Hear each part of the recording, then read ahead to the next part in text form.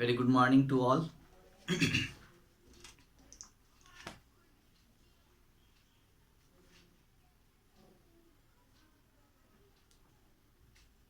पिछले सप्ताह हम लोगों ने ग्रामर में पेज नंबर 37 तक शायद कर लिया है। आज हम लोग 37 से आगे की तरफ बढ़ेंगे। 38 पेज नंबर में जो क्वेश्चन है, क्वेश्चन नंबर के, identify the subject, verb and object in the sentences, right them under the correct headings. Okay, तो यहाँ पे सेंटेंस दिए हुए हैं, उमा नीटेड ए स्वेटर। अब इस सेंटेंस में से हम लोगों को आइडेंटिफाई करना है subject, verb and object. Okay, और write them under the correct headings. और यहाँ पे नीचे टेबल बनाया हुआ हेडिंग्स, सब्जेक्ट का, वर्ब का और ऑब्जेक्ट का। तो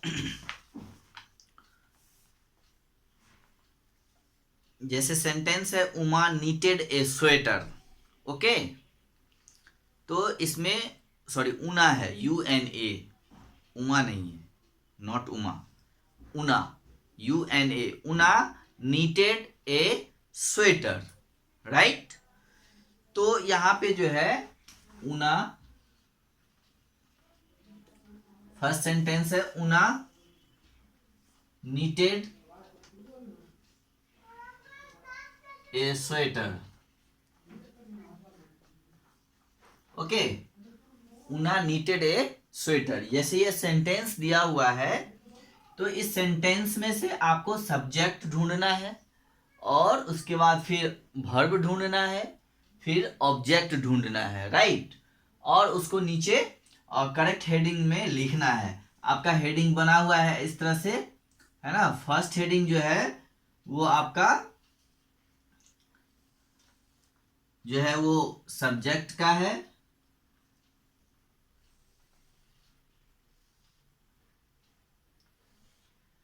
फर्स्ट में जो है सब्जेक्ट है, ठीक है। सेकंड में वर्ब है, और थर्ड में ऑब्जेक्ट है, राइट। तो ऐसे हेडिंग दिया हुआ है इसमें, और आपको करना क्या है इसमें कि जैसे फर्स्ट सेंटेंस है, तो इसमें हम लोगों को देखना क्या है,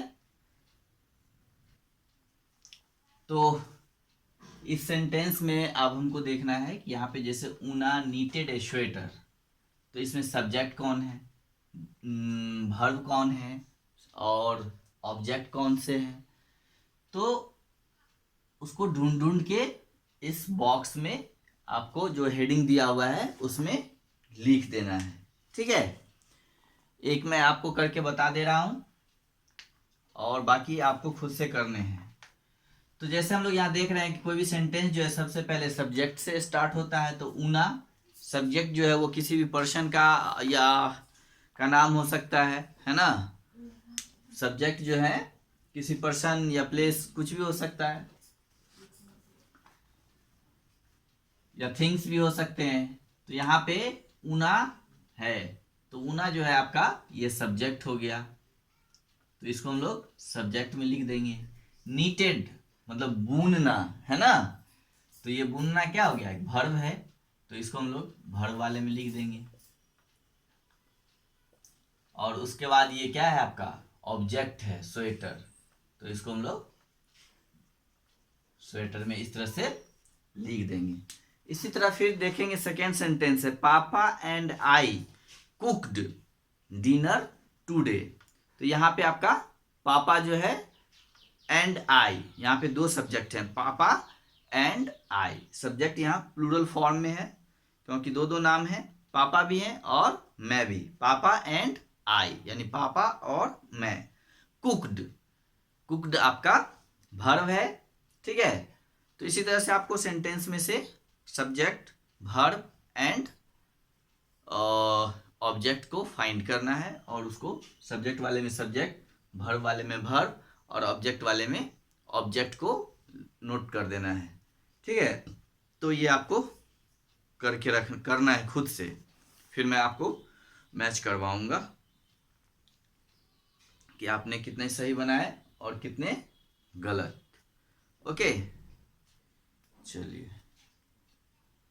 अब हम लोग नेक्स्ट जो क्वेश्चन है,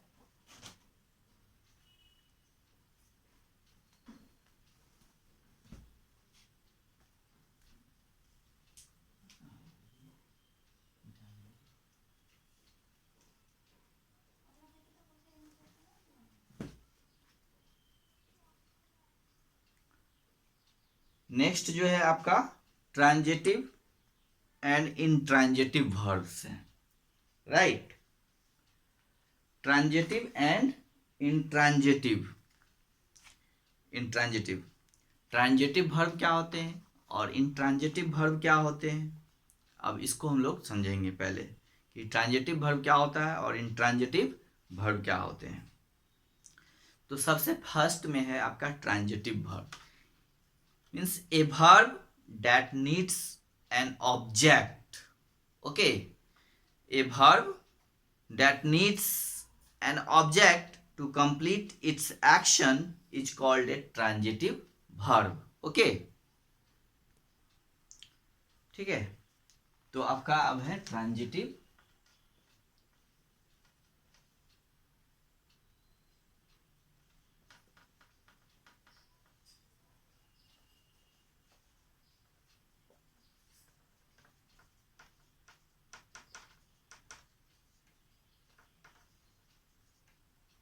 okay, transitive and intransitive verb. तो ट्रांजिटिव वर्ब क्या होता है, यानी a verb that needs an object to complete its action is called a transitive verb. यानी वैसा वर्ब है ना, दैट नीड्स एन ऑब्जेक्ट, जिसको सेंटेंस में एक ऑब्जेक्ट की आवश्यकता हो, जो बिना ऑब्जेक्ट की जो है वो अपना एक्शन कंप्लीट नहीं करता हो, अपना कार्य पूरा नहीं कर पाता हो, तो वैसे वर्ब जो होते हैं वो क्या होते हैं, ट्रांजिटिव वर्ब होते हैं, है ना। यानी verb that needs an object, यानी वैसा वर्ब जिसको ऑब्जेक्ट की आवश्यकता हो, है ना, वो बिना ऑब्जेक्ट की का जो है वो अपना कार्य पूरा नहीं कर पाता हो, तो वैसे वर्ब को हम लोग ट्रांजिटिव वर्ब बोलते हैं, ठीक है। जैसे यहाँ पे देखिए आपके बुक में एग्जाम्पल दिया हुआ है, रतन, RATAN, रतन मेड, है ना, दैट बाउल। बाउल मीन्स कटोरा। Okay, Ratan made that bowl, है ना। तो हम लोग देख रहे हैं Ratan made that bowl. Okay, तो इन दिस सेंटेंस, यानी इन सेंटेंस में हम लोग क्या देख रहे हैं कि जो मेड जो है एक्शन वर्ब, एक्शन है, in this sentence the action made passes one from the subject Ratan to the object bowl. Okay, without the object bowl the action of the verb made would be incomplete, है ना। So made is a transitive verb. अब देखिए यहाँ पे कि made जो है ये वर्ब है ना, और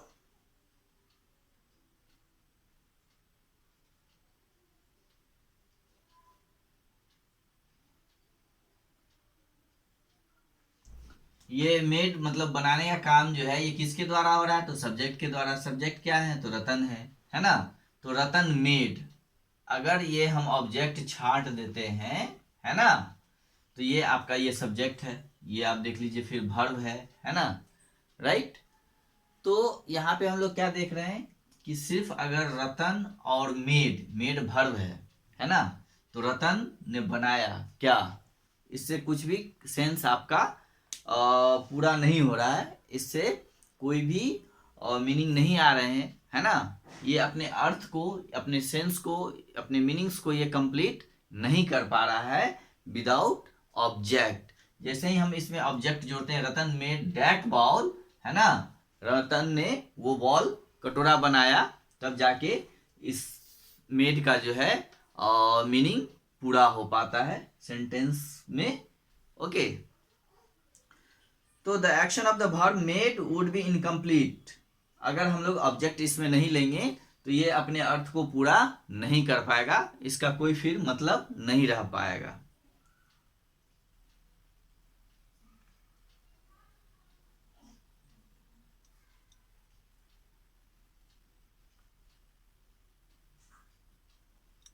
जैसे सेकेंड एग्जाम्पल आप देख लीजिए, the children, the CHILDREN, the children watered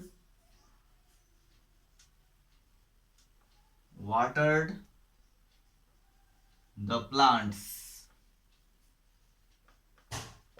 Okay, the children watered the plants. अब देखिए यहाँ पे the children आपका सब्जेक्ट है, ये वर्ब जो है आपका watered है, और ये ऑब्जेक्ट जो है आपका प्लांट, राइट। तो इन सेंटेंस में हम क्या देख रहे हैं हेयर कि द एक्शन वाटर्ड, है ना, passes directly from the subject.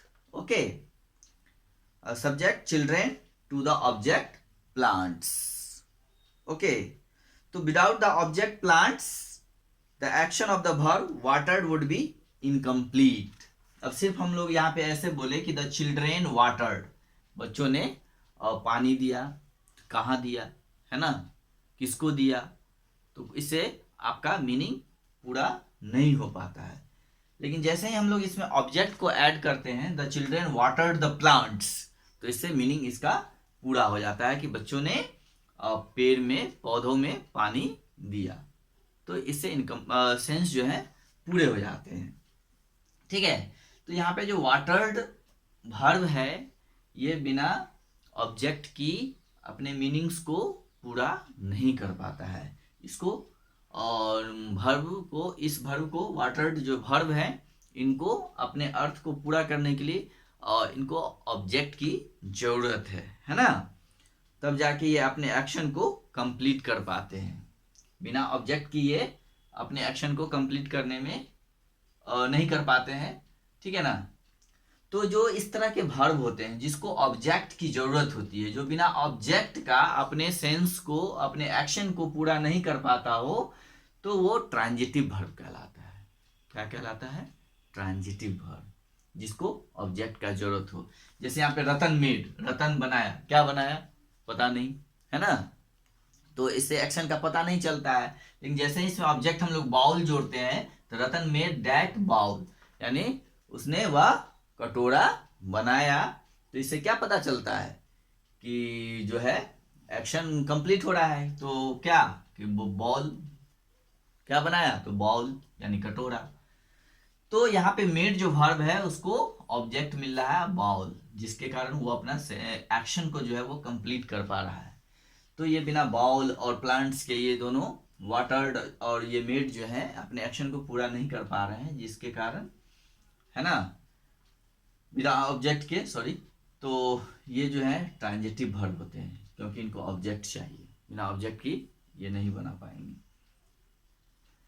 और इसी में जिस वर्ब को बिना ऑब्जेक्ट, जो वर्ब विदाउट ऑब्जेक्ट का अपने सेंस को पूरा कर पा रहा है, जो कर लेते हैं, वो इंट्रांजिटिव वर्ब होते हैं। यानी when the verb in a sentence does not need an object. ठीक है, when the verb in a sentence, जब वाक्य में वर्ब को ऑब्जेक्ट की जरूरत नहीं हो, तो वैसे वर्ब को हम लोग इंट्रांजिटिव वर्ब कहते हैं, है ना। जैसे देखिए,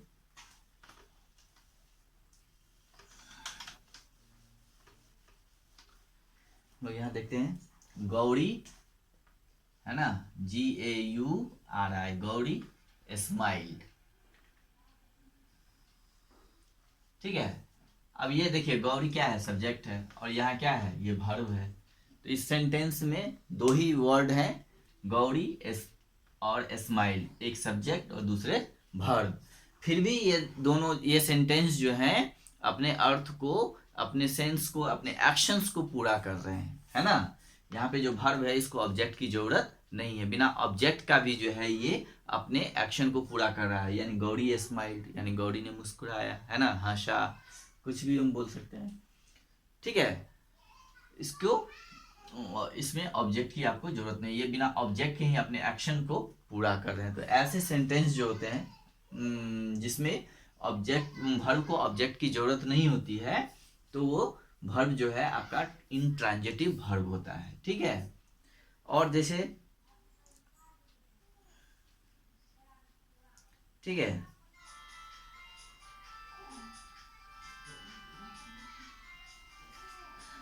तो ये आपका हो गया, जैसे आई प्लेड, मैंने खेला, है ना, है ना, सी रोट, उसने लिखा। ये सब भी आपका क्या हो गया, यहाँ पे जो वर्ब है ये सब इंट्रांजिटिव वर्ब के रूप में यूज हो रहे हैं, राइट ना। तो ये आपका ट्रांजिटिव हो गया और इंट्रांजिटिव वर्ब हो गया। अब क्वेश्चन नंबर एल है, यहाँ पे कह रहा है राइट टी फॉर ट्रांजिटिव और I for intransitive for the underline verbs. ठीक है, अब यहाँ सेंटेंस दिए हुए हैं, जैसे महेश सेट डाउन, है ना, तो महेश सेट डाउन में आपको जो है सेट वर्ड अंडरलाइन किया हुआ है, तो ये वर्ब है, सेट जो है वो वर्ब है। जितने भी सेंटेंस यहाँ दिए हुए हैं सब, हर एक सेंटेंस में आपको एक एक वर्ड अंडरलाइन किया हुआ है, यानी वो जो वर्ड हैं वो आपके वर्ब हैं, है ना, वर्ब को अंडरलाइन किया हुआ है। और आपको इस वर्ब के बारे में बतलाना है कि वो ट्रांजिटिव वर्ब है या फिर इंट्रांजिटिव है। जैसे फर्स्ट में 1 नंबर में करके दिखाया गया है, महेश सेट, अगर यहाँ पे डाउन नहीं भी रहेगा तो भी कोई फर्क नहीं पड़ सकता। महेश सेट मतलब बैठा, है ना, नीचे या ऊपर कहीं भी, ये मतलब अपने एक्शन को पूरा कर पा रहा है, तो ये इंट्रांजिटिव वर्ब हो गया। जिम्मी ब्रस्ट हिज टीथ, अब ये आपको बताना है कि जिम्मी जो ब्रस्ट मतलब ब्रश करना, ये भी इंट्रांजिटिव हो सकता है। ठीक है, they watch the news television, watch के बारे में अब आपको बताना है कि ये ट्रांजिटिव है या इंट्रांजिटिव है, रीड्स ट्रांजिटिव है या इंट्रांजिटिव है, अराइव ट्रांजिटिव है या फिर इंट्रांजिटिव है। तो इस तरह से यहाँ पे सारे दिए हुए हैं, अब आपको इसमें बताना है। फिर नीचे जो है क्वेश्चन नंबर एम है, underline the transitive verb circle the intransitive verb. Question number M में भी वही करना है, जो ट्रांजिटिव वर्ब है इसमें आपको अंडरलाइन नहीं किया हुआ है, आपको खुद से बताना है कि कौन ट्रांजिटिव है और कौन इंट्रांजिटिव है। जो ट्रांजिटिव होगा उसको हम लोग अंडरलाइन कर लेंगे और जो इंट्रांजिटिव होगा उसको सर्किल कर लेंगे। ठीक है, तो ये आपका पेज नंबर 38 का क्वेश्चन नंबर के। ठीक है, एल और एम ये 3 आपके आज होमवर्क हैं, जिसको आपको कल करके रखना है और इसको हम लोग मैच करवाएंगे। फिर उसके बाद हम लोग सब्जेक्ट और वर्ब, सब्जेक्ट वर्ब एग्रीमेंट पढ़ेंगे, कंट्रैक्शन पढ़ेंगे। ठीक है, और इसके बाद फिर इसमें टेंस आ जा रहा है तो हम लोग टेंस पढ़ेंगे। ठीक है, तो पहले आप इसको करके रखिए, फिर हम लोग कल मिलेंगे, तो कल इसको मैच कराएंगे और मैच करने के बाद जो है फिर हम लोग आगे पढ़ेंगे। ओके, चलिए, हैव ए गुड डे।